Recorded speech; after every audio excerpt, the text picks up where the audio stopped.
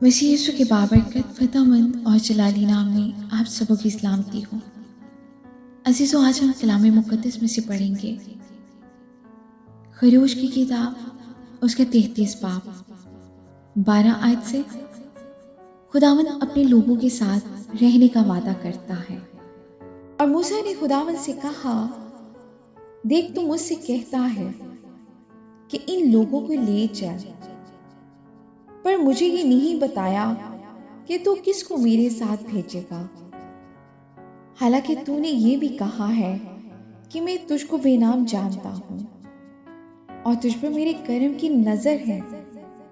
बस अगर मुझ पर तेरे कर्म की नजर है तो मुझको अपनी राह बता, जिससे मैं तुझे पहचान लूं, ताकि मुझ पर तेरे कर्म की नजर रहे। और ये ख्याल रख कि ये कौम तेरी उम्मत है। तब उसने कहा, मैं तेरे साथ चलूंगा और तुझे आराम दूंगा। आमीन। मूसा ने कहा, अगर तू साथ ना चले तो हमको यहाँ से आगे ना ले जा, क्योंकि ये क्यों कर मालूम होगा कि मुझ पर और तेरे लोगों पर तेरे कर्म की नजर है। क्या इसी तरह से नहीं कि तू हमारे साथ चले, ताकि मैं और तेरे लोग रोए जमीन की सब कौमों से निराले ठहरे।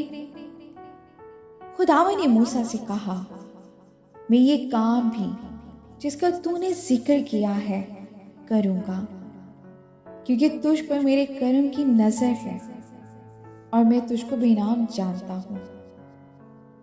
तब वो बोल उठा कि मैं तेरी मिन्नत करता हूँ, मुझे अपना जलाल दिखा दे। आमीन।